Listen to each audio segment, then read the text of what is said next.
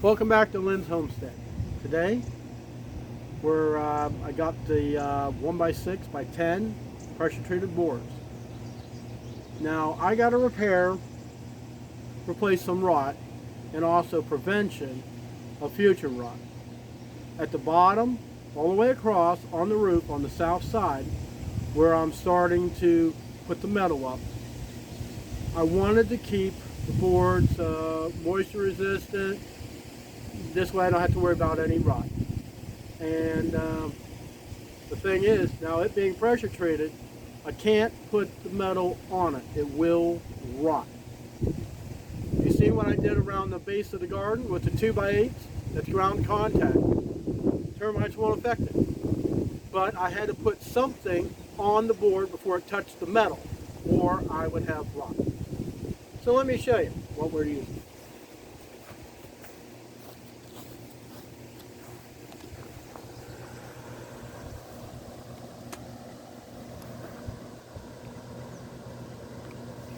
Okay, now I got the rubber cement like I've been using up on the roof. Not much good for anything else because I'm not using it anywhere. So what I need to do is just go coat. Now I use an old pot.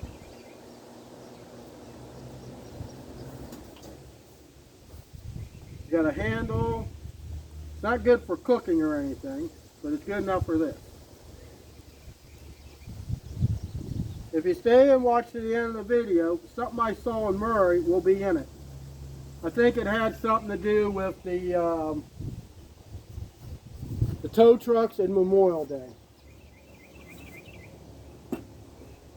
Don't forget to subscribe to my channel. It makes YouTube know that I'm actually doing something good. Now when this dries,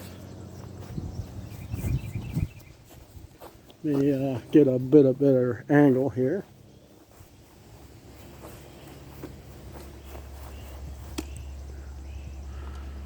There we go.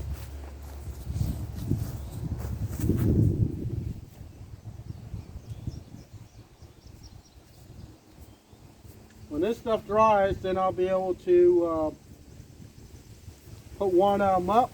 I'll have to mark on the board. I think what I'm going to do, take one of these, I'm going to put it up on the roof. I'm going to make a mark with a pencil and take it down, cut it with a saw, and then screw this thing in place. Then the drip edge, which is galvanized that I have, is going to be nailed down to this. This tacked, the screws for the metal roof will hold it in place.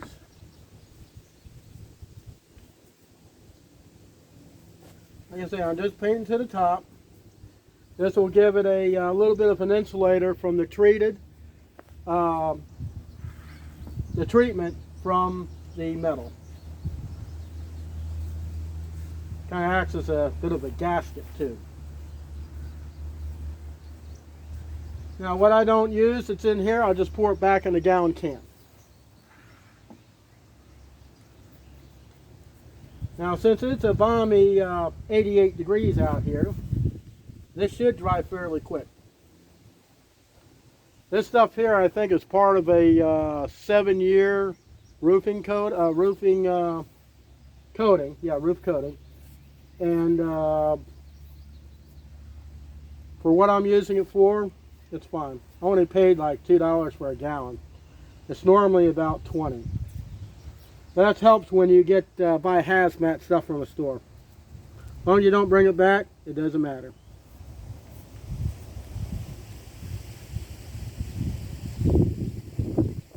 The way the wind's blowing, hopefully it'll dry pretty quick.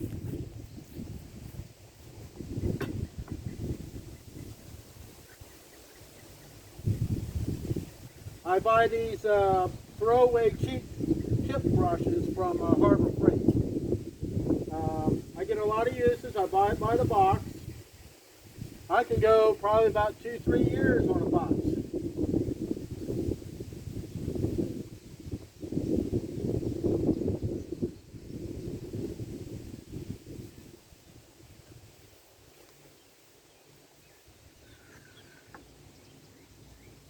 I could pour this stuff on, but I don't want to make a mess and I don't want to waste it. I got 3-gallon cans of this stuff. Now, what I did get while I was out is another gallon of that wood preservative.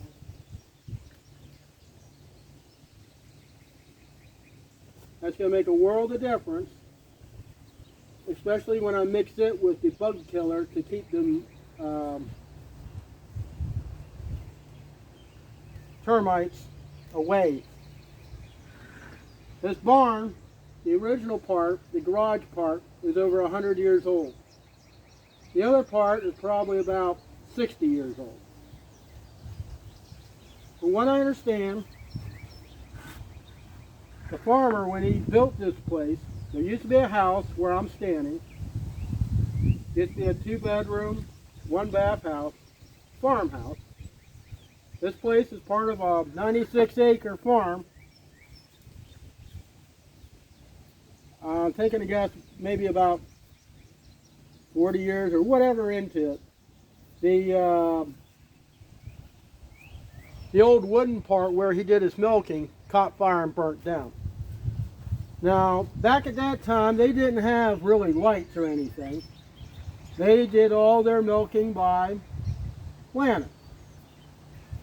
So if you can imagine, you got hay, straw, and a lantern, and a cow, which they do, they'll kick the milk over. They kick the lantern over, you got a fire.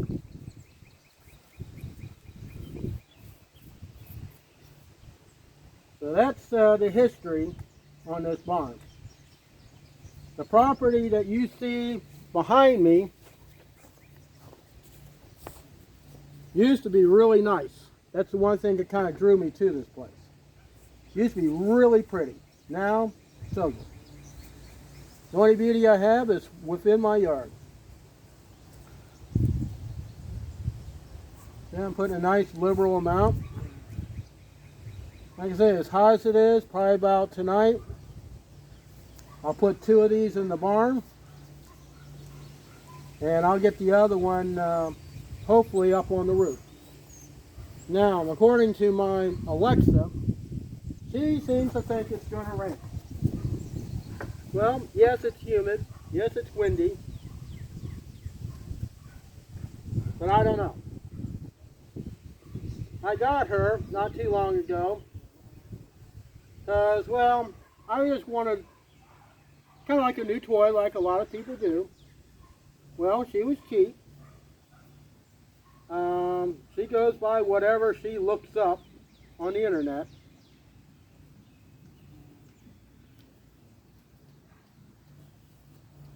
She goes through my Wi-Fi. It's free to use her, other than, you know, what you pay on your internet. I mean, you got good tools. I mean, it's kind of nice to hear a woman's voice in the house that I don't have to feed her anything, and she ain't going to complain about nothing. Or whine that we have to get this or get that. But she can do things that a lot of these other things I have won't. I mean, you can ask her about anything. She's got 9,000 topics, I guess you call, or 9,000 skills, as she calls it. If you call and say, Alexa, start my day, she'll give you all the information, including some scriptures to look up, which on the way to work, I don't really have time to do that.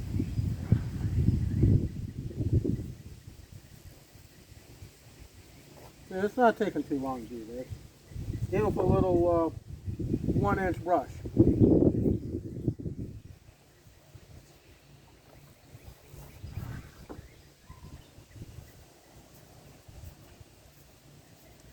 Now the ones that have this curvature, they call that wane. W-A-N-E. That's where they milled this board close to the diameter of the tree. Now, I've had where, working in the lumber yard, I had a customer ask, well, how come I can't find a board with no nuts? I laughed at him. I go, have you ever seen a tree with no branches on it? He goes, what do you mean? Each nut is a limb. Each knot is a limb. All right, there we go. I'll be right back. I'm going to go empty this stuff into the container. Okay, there you have it. Like I say, hope you watched to the end of the video, and here I'm going to show you that other video I took when I was in Murray, Kentucky, and you can see all the tow trucks, the lights, and everything. So that's it for this video. I hope you liked it. Leave a comment, subscribe, and share it with your friends, and I'll see you in the next one.